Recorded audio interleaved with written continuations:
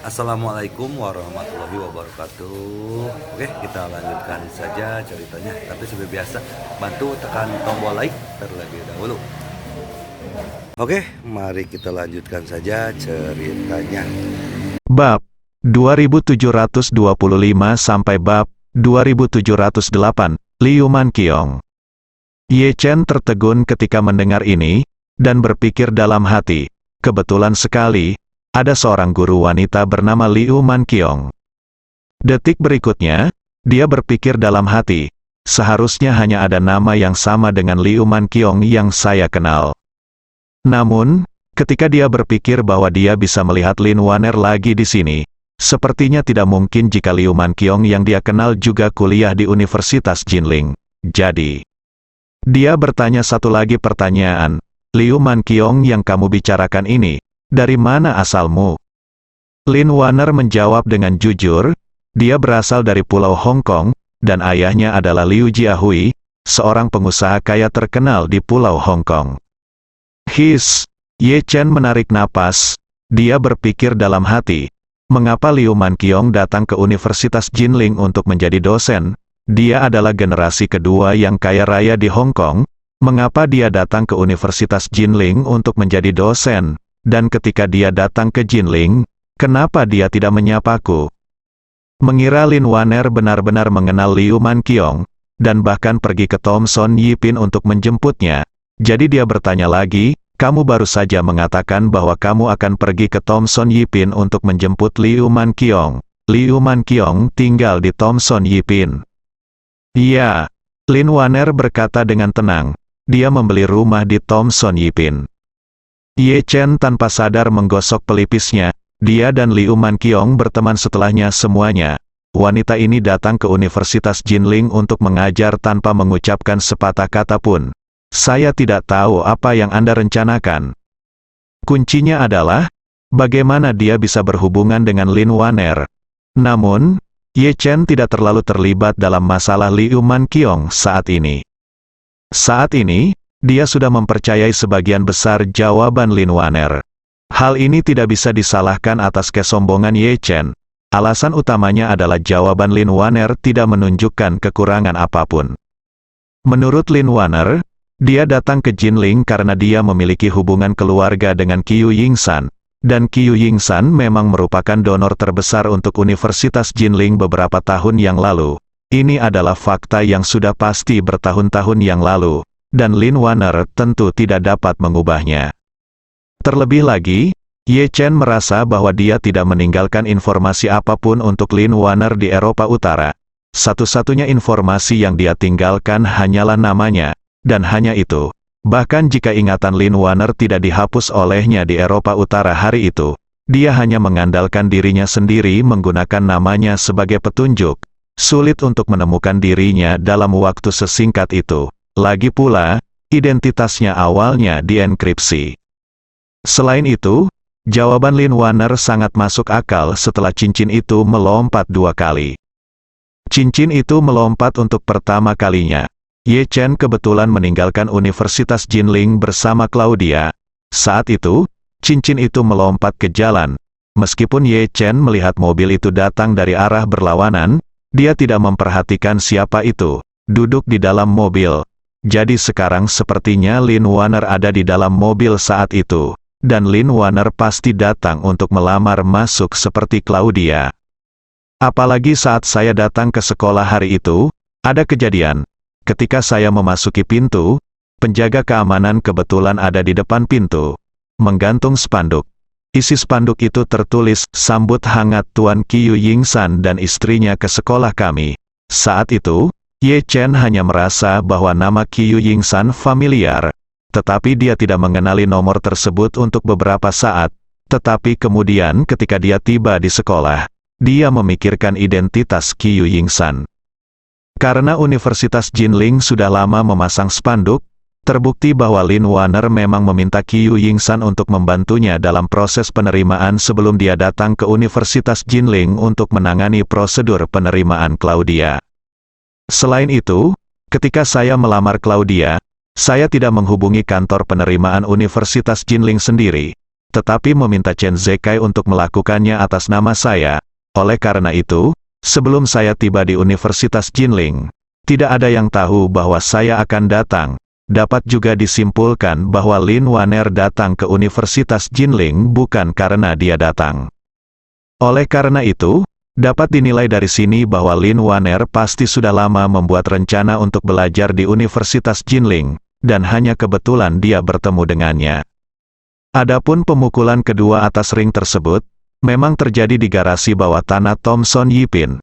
Jika seperti yang dikatakan Lin Waner, dia pergi menjemput Liu Manqiong ke rumah Qiu Yingsan untuk makan malam, maka ini sepenuhnya masuk akal. Apakah dia berbohong atau tidak? Selama konfirmasikan saja apakah Liu Manqiong tinggal di Thomson Yipin. Oleh karena itu, dia dengan hati-hati meninjau jawaban Lin Waner sekarang dan tidak menemukan kekurangan apapun. Memikirkan hal ini, dia berpikir dalam hati, sepertinya seseorang perlu memeriksa catatan masuk Lin Waner untuk melihat kapan dia datang ke Jinling dan apakah dia berbohong.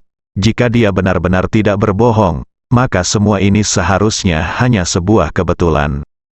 Pada saat ini, dia tiba-tiba mendengar suara langkah kaki, dan kemudian sebuah suara yang dikenalnya bertanya di belakangnya, "Xiao Wan, apakah kamu masih terbiasa dengan perasaan asrama?" Ye Chen langsung tahu bahwa itu milik Liu Manqiong, terdengar.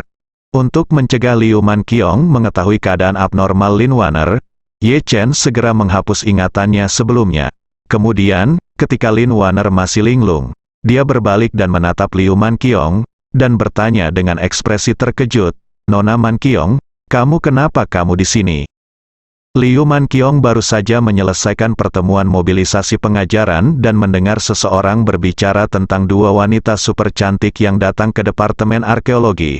Jadi dia menduga Lin Waner pasti sudah melapor ke sekolah hari ini. Dia merasa bahwa Lin Waner adalah cucu jauh Qiu Yingsan, dan dia kebetulan bekerja di Universitas Jinling. Ketika Lin Waner datang untuk mendaftar di sekolah, dia harus datang untuk melihat apakah ada sesuatu yang memerlukan bantuan. Jadi dia memeriksanya. Nomor kamar asrama Lin Waner datang langsung ke sini. Ketika dia pertama kali tiba di depan pintu, dia melihat Lin Waner sepertinya sedang berbicara dengan seorang pria, tetapi dia tidak terlalu memikirkannya dan langsung menyapa Lin Waner. Tapi dia tidak pernah menyangka dalam mimpinya bahwa pria itu tiba-tiba berbalik dan ternyata adalah kekasihnya Ye Chen, yang dia pikirkan siang dan malam. Dia awalnya tidak menyangka akan bertemu Ye Chen secepat ini. Dia juga berpikir bahwa dia akan menunggu sampai mahasiswa baru memulai pelatihan militer dan dia tidak lagi sibuk bekerja, dan kemudian mencari kesempatan untuk mengejutkan Ye Chen. Tapi tidak pernah dalam mimpiku aku berharap kejutan ini akan berubah menjadi kejutan saat ini. Dia tidak pernah menyangka kekasihnya akan muncul di asrama Lin Waner. Liu Manqiong yang ketakutan memandang ke arah Ye Chen, lalu ke Lin Waner, dan bertanya dengan ragu-ragu, "Tuan Ye, kamu, apakah kamu kenal Xiao Wan?" Ye Chen melambaikan tangannya, "Oh tidak, aku tidak tahu, aku baru saja mengirim saudara perempuanku untuk mendaftar, dan dia kebetulan berada di asrama yang sama dengan teman sekelas ini, tapi aku tidak sengaja meninggalkan kunci mobilku di sini. Datang dan carilah." Saat dia mengatakan itu, dia melirik pada gadis yang masih linglung. Lin Waner berpikir pada dirinya sendiri. Sepertinya lebih banyak ki yang digunakan kali ini. Lin Waner belum sadar. Saat dia sedang memikirkan tentang itu, Lin Waner menggosok pelipisnya dengan kuat, dan kemudian berpura-pura tiba-tiba melihat Liu Manqiong dan terkejut. Liu Manqiong berkata, "Saudari Manqiong, mengapa kamu di sini?" Liu Manqiong berkata tanpa sadar. "Oh, aku datang untuk menemuimu." Lin Waner kemudian menatap Ye Chen, dan bertanya dengan bingung, "Kamu dia saudara laki-laki Claudia, kan? Bukankah kamu pergi makan malam?" Marvin berkata dengan santai, "Oh, aku akan melakukannya, kembalilah untuk mencari kunci mobil." Setelah itu, dia berpura-pura mencari mobil di tempat tidur Claudia. Kunci itu diam-diam ada di tangannya. Lalu dia menggoyangkannya ke arah mereka berdua dan berkata, "Ditemukan." Lalu, Dia datang ke sisi Liu Manqiong lagi dan bertanya dengan heran, "Nona Manqiong, Anda belum memberitahu saya, mengapa kamu ada di sini?" Liu Manqiong tidak menyangka bahwa dia akan tiba-tiba terlihat di depan Ye Chen. Jadi dia hanya bisa gigit jari dan menjawab, "Baiklah, saya lulus wawancara di Universitas Jinling dan sekarang saya menjadi dosen di Universitas Jinling." Ye Chen baru saja secara tidak sengaja bertanya tentang situasi Liu Manqiong saat ini dari Lin Waner. Namun, setelah Liu Manqiong mengatakannya sendiri, dia masih berpura-pura terkejut dan bertanya, "Kapan kamu mulai bekerja di Universitas Jinling?" Liu Manqiong bisa hanya menjelaskan dengan jujur. Berkata, "Ya, Universitas Jinling memiliki program pengenalan bakat muda. Saya mencoba melamar, dan kemudian saya diundang untuk datang untuk wawancara, dan kemudian saya lulus wawancara." Nada bicara Liu Manqiong adalah sangat tidak tenang, seperti orang tua yang berbuat salah, ketahuan oleh anak kecil. Ye Chen tahu bahwa dia kemungkinan besar datang ke Jinling karena dia. Namun, saat ini, dia hanya bisa berpura-pura tercengang. Jadi dia tanpa sadar berkata, "Meskipun Universitas Jinling tidak sebaik Universitas Pulau Hong Kong, secara keseluruhan masih sangat bagus." Liu Manqiong mengangguk ringan dan menatap Ye Chen, tergagap dan berkata, menurutku itu cukup bagus juga." Lin Waner di samping sepertinya baru saja sadar. Sambil menggosok kepalanya, dia bertanya dengan heran, "Saudari Manqiong, apakah Anda kenal pria ini?" Liu Manqiong berkata dengan cepat, "Ya, kami berteman." Lin Waner berkata dengan terkejut, "Itu suatu kebetulan." Liu Manqiong mengangguk sedikit dan berkata dengan canggung, "Ya, itu kebetulan sekali." Lin Waner memandang Ye Chen dan berkata kepada Ye Chen, "Halo, nama saya Lin Waner. Saya belum tahu Anda memanggil saya apa." Ye Chen berkata dengan ringan, "Nama keluarga saya adalah Ye, dan satu-satunya nama adalah Chen." Lin Waner berkata sambil tersenyum, "Halo, saudara Ye Chen." Ye Chen tersenyum sedikit sebagai hadiah balasan, tetapi dia tidak bisa menahan untuk tidak mengutuknya. Sepertinya Lin Waner tidak mengingatku." Namun, Ye Chen tahu bahwa Liu Manqiong ada di sini, jadi dia tidak bisa terus bertanya pada Lin Waner. Jadi dia berkata, "Oh, ngomong-ngomong, saudara perempuanku masih menungguku. Aku akan pergi dulu. Kamu bisa lihat kapan waktunya nyaman dan aku akan mentraktirmu makan." Petik 2. Liu Manqiong tiba-tiba terungkap, merasa malu dan malu. Tetapi setelah mendengar apa yang Ye Chen berkata jika dia ingin memanjakan dirinya dengan makan, dia setuju tanpa ragu-ragu dan berkata, "Saya bisa melakukannya di malam hari-hari ini." Ye Chen kemudian berkata, "Lebih baik memilih hari yang berbeda daripada berjemur. Ayo pilih saja hari ini, kapan kamu akan pulang kerja malam ini?" Liu Manqiong berkata, "Sekitar jam 6, oke." Ye Chen mengangguk dan berkata, "Kalau begitu aku akan menjemputmu jam 6. Meskipun Liu Manqiong menyetir, dia masih mengangguk dan berkata, "Oke, kalau begitu aku akan menunggumu di pintu, ayo menelepon." Ye Chen tahu bahwa Liu Manqiong ada di sini, dan dia tidak bisa terus menguji Lin Waner. Jadi dia berkata, "Itu dia, kalian berdua bicara dulu, aku pergi." Setelah mengucapkan selamat tinggal pada Liu Manqiong, Ye Chen meninggalkan asrama Lou. Hal pertama yang saya lakukan adalah menelepon Chen Zekai.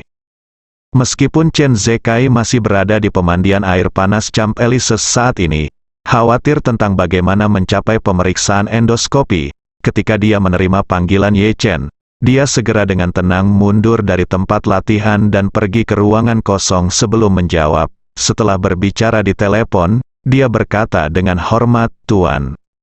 Ye Chen langsung ke pokok permasalahan dan berkata, "Chen Tua, bantu saya memeriksa catatan masuk orang kaya Malaysia, Kiu Ying San. Setelah memeriksa, periksa semua orang yang masuk negara bersamanya. Informasi."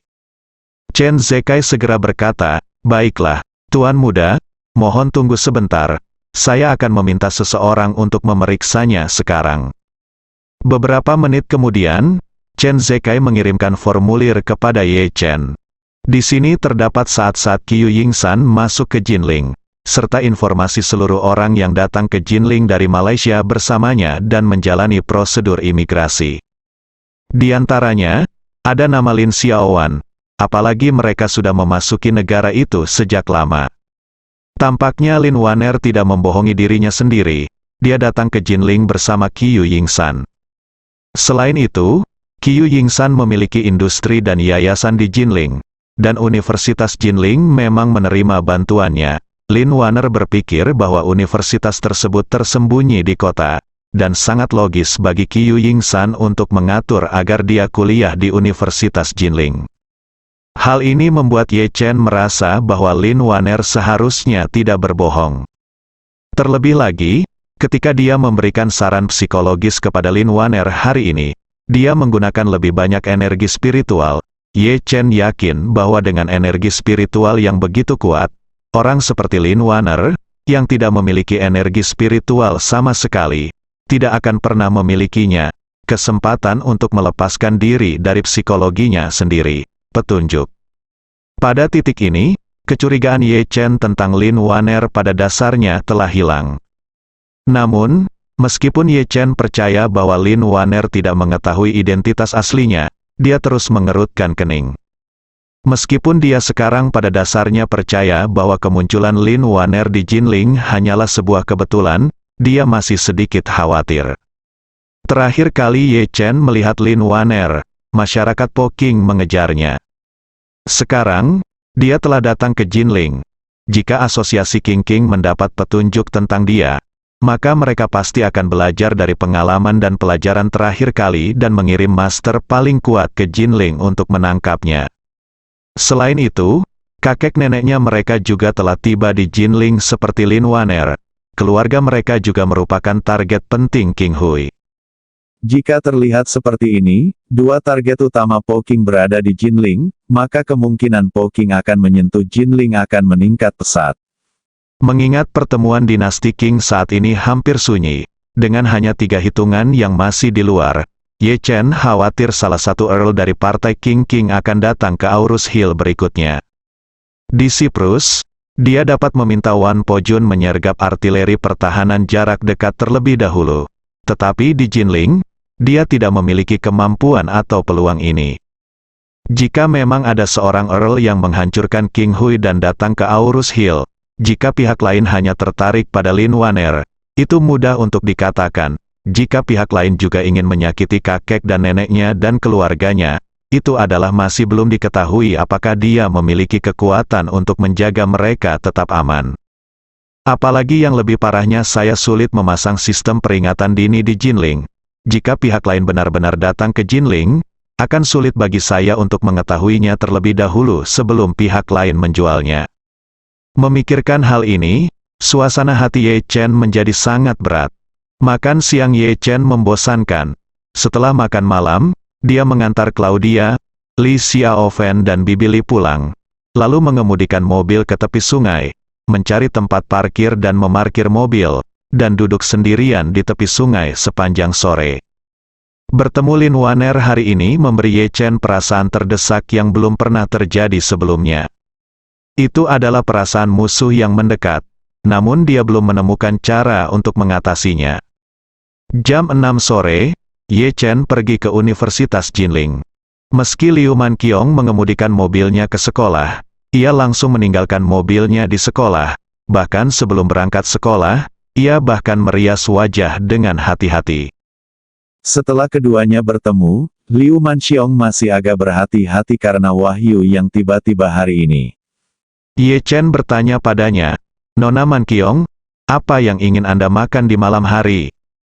Liu Manqiong berkata, "Makan apapun yang Anda inginkan, sesuatu yang ringan adalah yang terbaik. Setelah datang ke Jinling, saya selalu makan makanan pedas dan asin.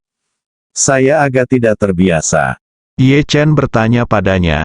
Chen berpikir sejenak dan berkata dengan santai, "Jika kamu menginginkan sesuatu yang lebih ringan, mengapa tidak memilih gaya Hong Kong?" "Lebih baik katakan tidak," Liu Manqiong berkata sambil masam. Tersenyum, "Saya sudah mencoba semua restoran bergaya Hong Kong di Jinling, tetapi masih belum terlalu autentik. Ye Chen tersenyum dan berkata, inilah kelemahan makanan Cina, sulit untuk menjamin rasanya, yang bisa menyatukan rasa pada dasarnya adalah paket memasak dan hidangan yang sudah jadi. Memikirkan hal ini, dia berkata, bagaimana kalau makan makanan Jepang? Ya, selama bahan-bahannya segar, rasanya harus hampir sama. Liu Manqiong berkata tanpa berpikir, oke, saya akan mendengarkanmu. Jadi Ye Chen mengantar Liu Manqiong ke pintu sebuah toko makanan Jepang. Ketika dia membuka pintu dan masuk, bel yang tergantung di pintu bergetar dan mengeluarkan suara denting yang jelas, yang membuat Ye Chen tertegun di tempat. Mengenai situasi saat ini, cara untuk menghadapinya tiba-tiba muncul di benaknya. Melihat Ye Chen berdiri di depan pintu dengan linglung, Liu Manqiong tidak bisa menahan diri untuk tidak bertanya, Tuan Ye, ada apa denganmu? Ye Chen kembali sadar dan tersenyum, oh, saya sedang memikirkan sesuatu, maafkan aku. Pada saat ini, pelayan datang dan berkata, kalian berdua, silakan masuk. Ye Chen mengangguk, dan ketika dia mengikuti pelayan ke pintu, dia melihat secara khusus pada bel kecil yang tergantung di pintu geser, dan dia sudah terinspirasi. Jika dinasti Qing benar-benar mengirim penghitungan ke Aorus Hill di masa depan, maka dia pasti menjadi lonceng yang dapat memperingatkannya. Setelah duduk bersama Liu Manqiong, dia mengeluarkan ponselnya dan mengirim pesan ke Zhang Erva, yang sedang menjual barang antik di Jalan Antik, memintanya untuk menemuinya di villa tingkat menengah pemandian air panas Champ Elysees besok siang. Zhang Ermao mulai bekerja sebagai ahli strategi berkepala dingin dengan Hong Wu beberapa waktu lalu, dan dia melakukannya dengan sangat baik. Dia mengatur ulang industri dan orang-orang Hong Wu, dan pendapatan serta manajemennya meningkat pesat. Saat ini, Hong Wu menghabiskan sebagian besar waktunya di Champ Elysees, dan sebagian besar urusan telah diserahkan kepada Zhang Ermao. Ye Chen baru saja mendapat ide, dan dia membutuhkan Zhang Ermao untuk menyelesaikannya untuknya. Saat ini, Liu Manqiong masih sedikit malu dan pendiam di depan Ye Chen. Setelah dengan santai memesan makanan, dia berinisiatif untuk berkata kepada Ye Chen, Tuan Ye, saya benar-benar minta maaf, saya seharusnya memberitahu Anda sebelumnya tentang kedatangan saya ke Jinling. Ye Chen melihat kebingungannya, dalam ekspresinya, malu dan bingung. Dia tersenyum dan berkata, jika kamu mengatakan tidak sebelumnya, kamu tidak akan merasakan perasaan terkejut ini. Setelah mendengar ini, Liu Manqiong tidak bisa menyembunyikan kegembiraannya dan bertanya, benarkah, apakah kamu benar-benar berpikir begitu? Tentu saja, meskipun apa yang dikatakan Ye Chen agak bertentangan dengan keinginannya, dia juga tahu betul bahwa Liu Manqiong harus menghadapinya begitu jauh dan dia tidak bisa bersikap suam-suam kuku, itu akan menjadi pukulan besar baginya, dan bahkan akan membuatnya setiap hari di Jinling terasa seperti setahun. Dan yang perlu dia tunjukkan hanyalah sedikit kejutan, yang cukup untuk meredakan rasa malu dan kebingungan di hati Liu Manqiong. Liu Manqiong memang seperti yang diharapkan Ye Chen. Setelah mendengar jawaban tegas Ye Chen, dia segera membelah awan dan melihat cahaya bulan. Tidak hanya dia merasa jauh lebih santai, tetapi senyuman bahagia langsung muncul di wajahnya. Dia memandang Ye Chen dan berbisik sedikit malu-malu, aku takut datang ke Jinling tanpa menyapa akan menimbulkan masalah bagimu. Tidak, Ye Chen melambaikan tangannya tanpa berpikir, kami berteman, dan kapan saya pergi ke Pulau Hong Kong, Anda merawat saya dengan baik. Sekarang Anda bisa datang ke Jinling untuk berkembang, tentu saja saya sangat senang. Jika Anda membutuhkan bantuan saya di Jinling di masa depan, mohon jangan sopan kepada saya. Liu Manqiong mengangguk dengan gembira, oke, saya mengerti. Ye Chen tersenyum sedikit, lalu dengan sengaja berpura-pura tiba-tiba memikirkan sesuatu, dan bertanya, ngomong-ngomong, siapa kamu dan Lin Xiaowan yang saya lihat di asrama pada siang hari? Bagaimana kalian bisa mengenal satu sama lain? Liu Manqiong berkata dengan jujur, Xiaowan adalah cucu dari teman baik kakek saya. Dia adalah orang Tionghoa perantauan di Malaysia dan datang ke Universitas Jinling untuk belajar tahun ini. Setelah itu, Liu Manqiong bertanya lagi, ngomong-ngomong, saya mendengar dari Xiao Wan bahwa Anda mengenal teman sekamar barunya. Iya. Ye Chen mengangguk dan berkata, adik perempuan saya kebetulan kuliah di Universitas Jinling untuk belajar tahun ini. Saya tidak menyangka mereka berada di asrama dan jurusan yang sama. Itu suatu kebetulan, Liu Manqiong berseru. Awalnya saya ingin menunggu sampai saya stabil di Universitas Jinling untuk sementara waktu sebelum saya menemukan kesempatan untuk memberitahumu bahwa aku datang ke Jinling. Tapi aku tidak menyangka akan pergi ke asrama Xiao Wan hari ini. Aku sedang mencarinya, dan tiba-tiba aku bertemu denganmu. Ini sangat menentukan. Sungguh, Ye Chen tersenyum, berpura-pura penasaran dan bertanya padanya, ngomong-ngomong, apa yang kamu lakukan setelah aku pergi pada siang hari? Liu Manqiong berkata, awalnya aku ingin mengundang Xiao Wan untuk makan malam bersamaku. Tapi dia tampak seperti seorang sedikit tidak nyaman dan terus mengeluh sakit kepala. Dia beristirahat di asrama untuk waktu yang lama dan tidak kunjung membaik. Jadi saya meminta saudari Xian untuk membawanya kembali. Setelah mengatakan itu, Liu Manqiong menjelaskan, ngomong-ngomong, saudari Xian adalah pengurus rumah tangga kakek Qiu di Jinling. Xiao Wan tinggal di villa ungu kakek Qiu. Saudari Xian merawatnya seumur hidup. Ye Chen sedikit terkejut ketika mendengar ini, dan kemudian tiba-tiba menyadari bahwa alasan mengapa Lin Waner sakit kepala mungkin karena dia mengirimkan terlalu banyak energi spiritual ke otaknya pada siang hari, dan melakukan terlalu banyak sugesti psikologis. Alasan kenapa dia meminum obat kuat adalah karena Ye Chen merasa sangat aneh saat melihatnya, dan dia takut ada yang aneh pada dirinya. Sekarang coba pikirkan, bagi seorang gadis berusia 18 tahun, jika terlalu banyak energi spiritual yang ditransfer ke otaknya, pasti akan menyebabkan kerusakan besar pada tubuhnya, dan sakit kepala serta ketidaknyamanan mungkin akan berlangsung lama. Ye Chen juga sedikit malu untuk sesaat, dia merasa ketika dia melihat Lin Waner, dia sepertinya bereaksi sedikit berlebihan dan sedikit kasar saat ini. Namun untungnya keadaan ini tidak menyebabkan kerusakan permanen pada dirinya. Jika sakit kepalanya parah, lebih baik istirahat sejenak. Pada saat yang sama, di Villa Gunung Ungu, Lin Waner, yang tampak pucat, baru saja membuka matanya. Saudari Xian, yang sedang menonton dari samping, dengan cepat bertanya dengan prihatin, Nona Lin, bagaimana perasaanmu? Lin Waner merasakan kepalanya berputar, dan perasaan muntah yang kuat membuat perutnya jungkir balik. Melihat dia akan merasa mual, Sister Xian segera mengambil tempat sampah dan meletakkannya di depannya. Lin Waner memuntahkan air asam di perutnya dengan suara mendesing. Setelah dia makan sekitar jam 6 pagi, sudah 12 jam dia tidak makan apapun. Yang dia muntahkan hampir seluruh asam di perutnya, dan seluruh tenggorokan serta kerongkongannya terasa panas dan nyeri. Saudari Xian menyeka mulutnya, segera membawakan segelas air hangat, berkumur, dan membantunya minum sedikit. Lin Waner merasa sedikit lebih baik sekarang. Lin Waner berjuang untuk duduk, seluruh otaknya terasa sakit parah seolah-olah akan meledak.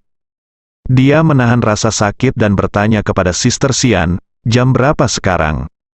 Sister Xian berkata dengan tergesa-gesa, kembali ke Nona Lin, ini sudah jam 6.40 sore. Lin Waner sedikit mengangguk dan bertanya kepadanya, saya tidak merasakannya. Baiklah, kamu tidak memberitahu siapapun tentang hal itu, kan? Saudari Xian berkata dengan cepat, kamu menyuruhku untuk tidak memberitahu siapapun, jadi aku tidak memberitahu siapapun. Setelah aku membantumu kembali ke kamar, kamu mengalami koma, jadi aku membantumu. Ketika aku sampai di tempat tidur, aku terus menjagamu. Suami kami dan Tuan Zhang datang untuk bertanya. Aku mengikuti keinginanmu dan tidak memberitahu mereka. Aku hanya mengatakan bahwa kamu ingin mengambil istirahat. Oke. Lin Waner mengangguk lemah, berkata, setelah masuk ke mobil pada siang hari, saya hampir kehilangan kesadaran. Terima kasih, Sister Xian.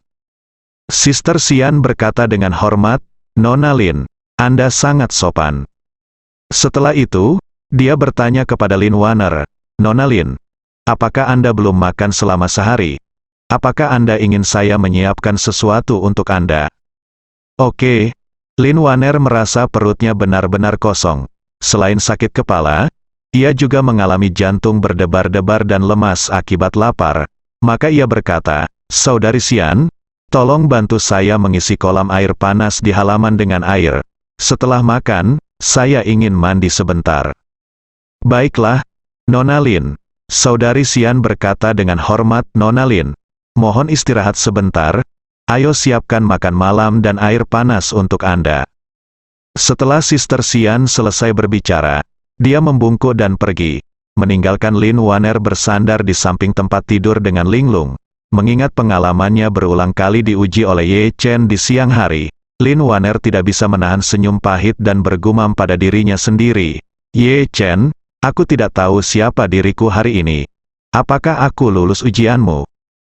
Hari berikutnya, Ye Chen tiba di villa tepi gunung di pemandian air panas Champ Elysees pada siang hari. Zhang Ermao tiba di sini 1 jam sebelumnya untuk menunggu. Melihat Ye Chen, Zhang Ermao berkata dengan hormat, "Tuan Ye, perintah apa yang Anda miliki untuk saya?" Ye Chen tersenyum sedikit dan bertanya kepadanya, "Zhang Ermao, apakah Anda membawa barang-barang yang saya minta Anda bawa?"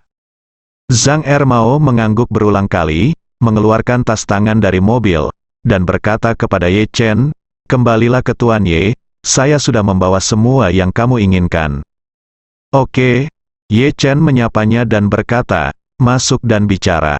"Kamu Chen," membawa Zhang Ermao ke ruang tamu villa. Zhang Ermao tidak sabar untuk membuka koper dan mengeluarkan beberapa potong kayu dengan ukuran dan ketebalan berbeda, tetapi semuanya hitam seperti arang. Sambil mengeluarkan kayu itu, dia memperkenalkannya kepada Ye Chen. "Saat itu, kamu bilang ingin kayu sambaran petir. Ini semua kayu sambaran petir terpercaya yang bisa saya temukan dari kemarin hingga sekarang. Kayu sambaran petir yang dijual di kami pasar kayu, 9,5 kali dari 10, adalah palsu. Jika Anda benar-benar tidak tahu di mana petir menyambar pohon, pembeli ini akan datang dan penduduk setempat akan merampok semuanya. Jadi Anda jangan lihat kayu sambaran petir yang saya cari. Tampaknya kondisinya tidak bagus, dan usianya belum terlalu tua. Tapi saya dapat meyakinkan Anda dengan kepala manusia bahwa ini adalah kayu sambaran petir asli, dan ada sama sekali tidak ada yang salah dengan itu." Ye Chen mengangguk, melihat sepintas ke kayu yang dia keluarkan, dan mengangguk, "Ini memang kayu yang tersambar petir. Meskipun kualitasnya sedikit lebih buruk, itu hanya apa yang saya inginkan." Zhang Ermao bingung setelah mendengar ini. Tanpa sadar bertanya, "Tuan Ye, kenapa kualitasnya tidak begitu bagus tetapi cocok untuk Anda? Saya khawatir gadget buatan saya ini tidak akan bisa menarik perhatianmu." Ye Chen tersenyum dan berkata, "Saya akan mencobanya. Saya bahkan tidak bisa menjelaskannya kepada Anda." Setelah mengatakan itu, Ye Chen bertanya lagi kepadanya, "Apakah Anda menemukan kunci pas tua? Saya meminta Anda untuk menemukannya." Ditemukan, Zhang Ermao dengan cepat mengeluarkan 2 cincin lagi dari sakunya.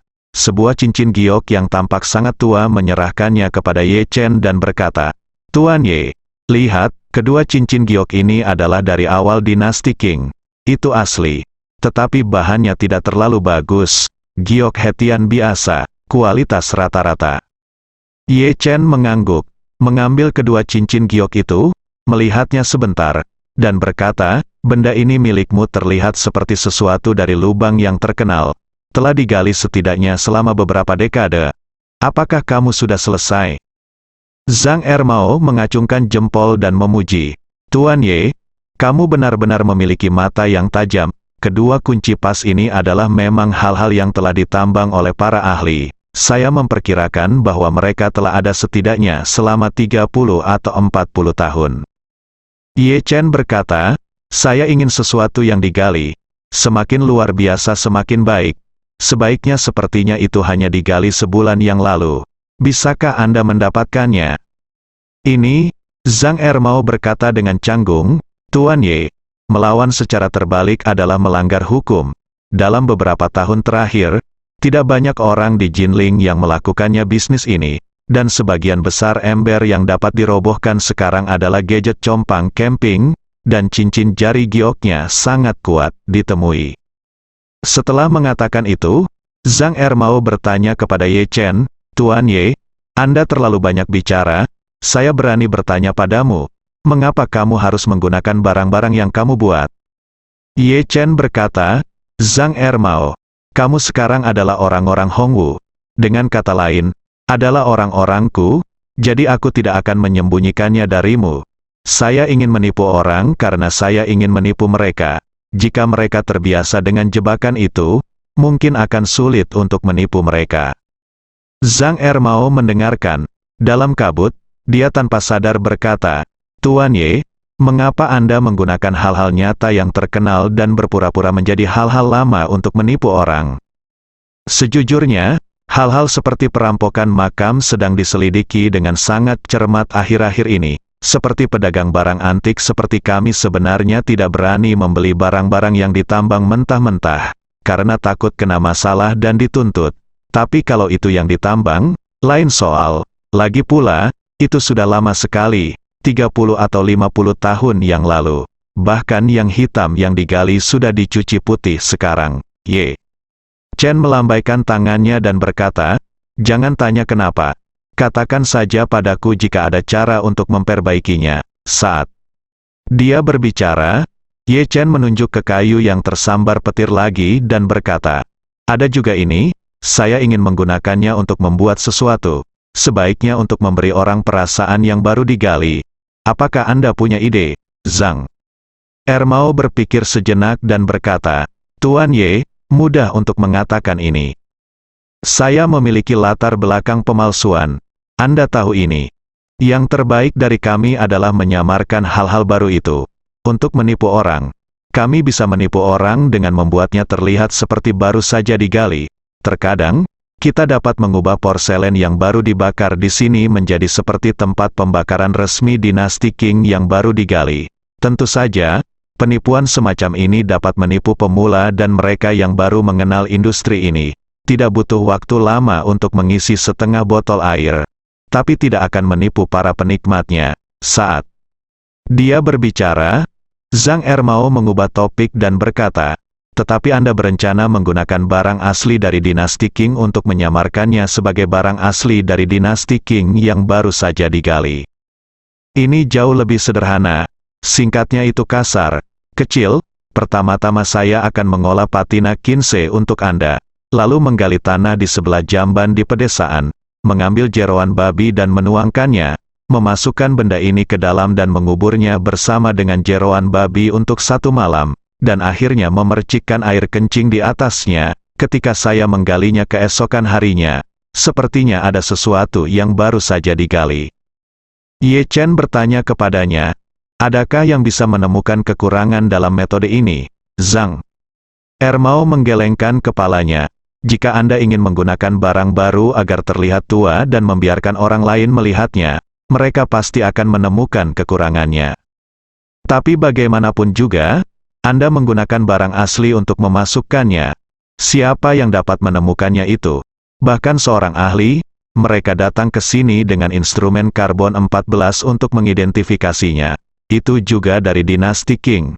Mereka menilai apakah itu terbuat dari lubang, mereka terutama melihat warna pasta dan baunya, apakah rasanya agak bersahaja, bau amis, bau darah, dan bau mayat. Asalkan dilakukan dengan baik, mereka akan merasa benda itu baru digali." Ye Chen mengangguk dan berkata sambil tersenyum, "Oke, kalau begitu terserah padamu untuk menangani masalah ini." Zhang Ermao bertanya dengan bingung, "Tuan Ye, mengapa Anda ingin menjadi muda?" Ye Chen tidak menjawab pertanyaannya, tetapi bertanya dengan penuh minat, "Zhang Ermao, sejak kamu mengikuti Hongwu, apakah kamu masih berbisnis di kota antik ini?" Zhang Ermao berkata dengan cepat, "Tuan Ye, terima kasih kepada Anda dan guru kelima. Saya memiliki kesempatan untuk mengikuti guru kelima. Bagaimana saya bisa memiliki pikiran untuk terlibat dalam bisnis barang antik apapun? Saya sudah lama mengesampingkannya dan mengabaikannya." Dia, Ye Chen berkata dengan serius, Hal yang saya minta Anda lakukan benar-benar mengharuskan Anda meluangkan waktu dan terus menjalankan bisnis barang antik Anda. Zhang Ermao bertanya dengan heran, Tuan Ye, apa maksudmu dengan ini? Saya tidak mengerti. Mohon pencerahannya, Ye. Chen tersenyum tipis, mengambil 2 cincin giok dan sepotong kayu sambaran petir, dan berkata kepada Zhang Ermao, tunggu aku dulu, segera. Ye Chen datang ke ruang dalam, dan menggunakan energi spiritual untuk membuat formasi pelindung yang sangat sederhana di 2 jari giok, dan kemudian menggunakan energi spiritual untuk membuat formasi jimat guntur sederhana di kayu sambaran petir. Dengan cara ini, kedua cincin-cincin giok ini telah menjadi 2 cincin pelindung sederhana, yang dapat melindungi pemakainya dari bencana kecil, dan kayu sambaran petir juga telah menjadi senjata ajaib yang hanya dapat digunakan 1 kali, jimat guntur yang hancur. Melakukan ini, dia kembali ke ruang tamu dari kamar, menyerahkan 2 kunci pas dan jimat petir kepada Zhang Ermao, dan berkata, kamu ambil 3 benda ini dulu, dan dibuat seolah-olah baru saja digali dari bumi. Zhang Ermao segera berkata, baiklah Tuan Ye, saya akan segera menanganinya untuk Anda ketika saya kembali. Apakah akan dikirimkan kembali kepada Anda setelah diproses? Tidak perlu untuk, Ye Chen berkata dengan tenang. Pergilah ke jalan antik dan temukan 2 pedagang kaki 5 yang pintar dan dapat mendukungmu sepenuhnya. Masing-masing dari mereka akan memberi mereka cincin dan membiarkan mereka memakainya di tangan mereka. Lalu seseorang akan pergi ke bandara aula kedatangan dan yang lainnya akan pergi ke aula kedatangan bandara. Pergi ke pintu keluar stasiun kereta kecepatan tinggi dan pegang tanda agar saya menjemput seseorang. Tidak masalah siapa yang Anda jemput, tulis saja namanya dengan santai. Zhang Ermao tampak terkejut. Tuan Ye, siapa yang akan kamu jemput? Jika kamu hanya menuliskan nama, kamu mungkin tidak akan bisa menjemput siapapun, kan? Ye Chen berkata dengan ringan, saya tidak akan menjemput siapapun, saya harus menunggu seseorang. Setelah mengatakan itu, Ye Chen berkata dengan sangat serius, Zhang Ermao, Anda harus mendengarkan apa yang saya katakan selanjutnya. Jika masalah ini terjadi ditangani dengan baik, bolehkah aku mendoakanmu kemuliaan dan kekayaan? Setelah mendengar ini, Zhang Ermao duduk tegak dalam kegembiraan dan berkata dengan hormat, Tuan Ye, tanyakan saja padaku, Ermao akan berusaha sekuat tenaga. Ye Chen mengangguk dan berkata-kata dengan kata, Anda membayar mahal dan membiarkan mereka berdua menunggu dari saat bandara dan stasiun kereta berkecepatan tinggi dibuka hingga tutup setiap hari, dan menunggu hingga seseorang bertanya kepada mereka tentang asal-usul cincin giok di tangan mereka. Anda ingin mereka dengan jelas mengatakan bahwa itu berasal dari Anda, mereka membelinya dari tangan mereka, dan juga memberitahu mereka bahwa jika pihak lain menawarkan harga tinggi, biarkan mereka memintanya 100 kali lipat dari nilai pasar sebenarnya, dan mereka tidak akan menjualnya dengan harga lebih murah.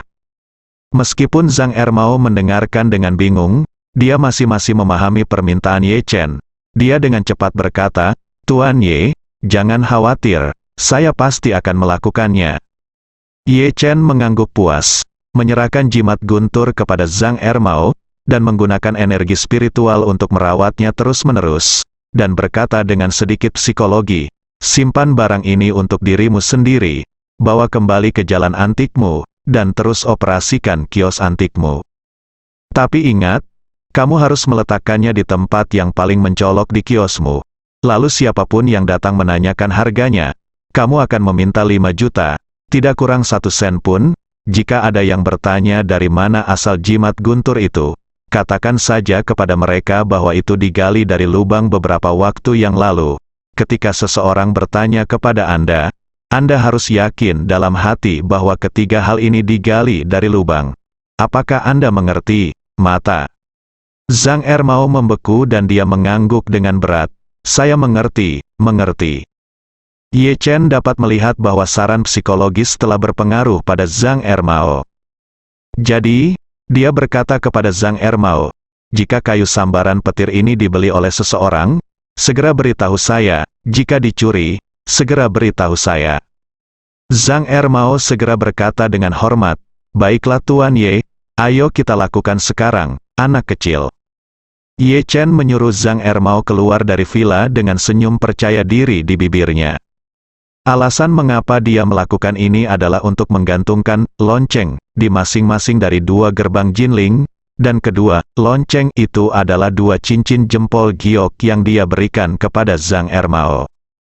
Kedua cincin jempol giok ini terlihat tidak mencolok, dan kebanyakan orang tidak akan tertarik untuk melihatnya lagi.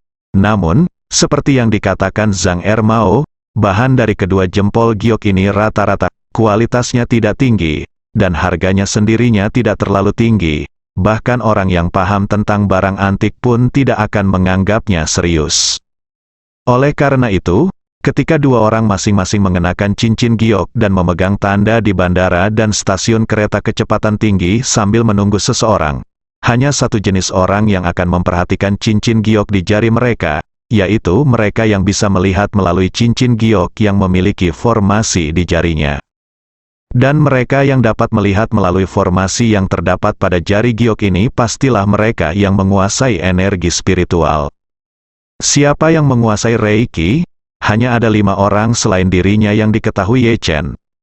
Salah satunya adalah pemimpin masyarakat Poking dari Inggris.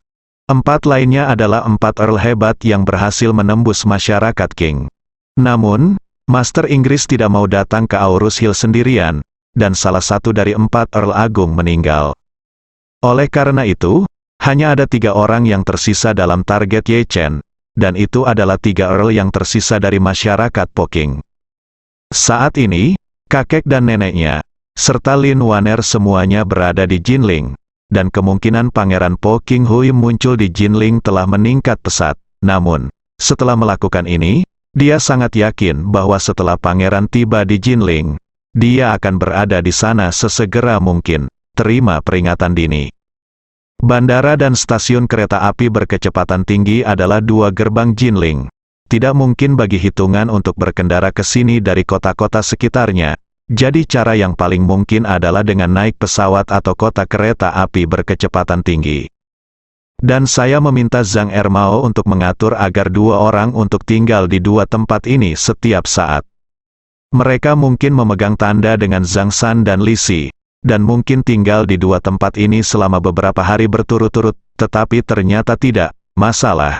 Karena ada kemungkinan besar bahwa mereka tidak akan mengirim 2 orang untuk memecahkan masalah. Seorang Earl terkenal datang ke Aurus Hill, dan bahkan jika 2 Earl dikirim ke Aurus Hill, mustahil bagi mereka untuk datang dengan pesawat dan kereta berkecepatan tinggi pada saat yang bersamaan. Oleh karena itu, sudah ditakdirkan bahwa Earl yang memecahkan King Hui hanya dapat bertemu dengan salah satu dari 2 orang ini. Meskipun Earl tersebut sangat kuat, dia tidak dapat mengetahui bahwa ada orang lain yang memakai cincin giok yang sama yang jaraknya puluhan kilometer. Lebih mustahil untuk mengetahui bahwa orang yang memegang tanda itu telah menunggu di sini selama berhari-hari.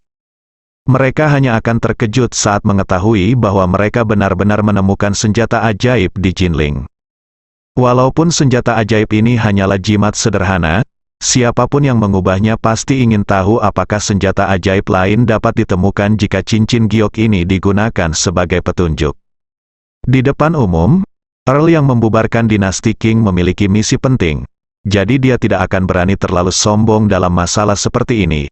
Jadi dia pasti akan bersikap rendah hati untuk menanyakan asal-muasal bungkus jari tersebut. Dengan cara ini, petunjuknya akan mengarah ke Zhang Ermao. Ketika penghitung yang melanggar King Hui menemukan Zhang Ermao, dia akan menemukan bahwa ada jimat guntur di tempat Zhang Ermao. Bahkan jika mereka tidak mengetahui jimat guntur, mereka pasti dapat melihat bahwa senjata ajaib ini dapat memiliki efek ofensif, secara alami jauh lebih kuat daripada jari manis giok yang dapat melindungi diri sendiri. Saat itu, mereka pasti akan menemukan harta karun, dan dengan harga beberapa juta, mereka tidak akan pernah ragu. Namun jimat petir ini terlihat seperti sepotong kayu sambaran petir biasa. Zhang Ermao mengutip 5 juta. Bahkan generasi kedua yang kaya seperti Qin Aodong tidak akan mampu mengeluarkan begitu banyak uang untuk membelinya. Jadi dia akan membelinya. Pasti begitu orang yang berpengetahuan. Dengan kata lain, Dia pasti salah satu dari 3 bangsawan terhebat di masyarakat Poking. Ketika pihak lain mendapat perintah petir ini, dia akan sangat bersemangat, dan dia pasti ingin mencari tempat di mana tidak ada orang yang mencobanya. Namun, kemungkinan besar dia tidak memiliki 9 kitab suci surgawi yang misterius. Jadi tidak mungkin untuk mengetahui bahwa dia telah menyempurnakannya secara khusus. Perintah guntur ini hanya dapat digunakan sekali. Oleh karena itu, begitu dia mencobanya, perintah petir akan terhapus dan guntur akan terpicu pada saat yang bersamaan. Saat itu, saya tidak hanya akan mengetahui bahwa dia akan datang, tetapi saya juga akan mengetahui perkiraan lokasinya. Bersambung.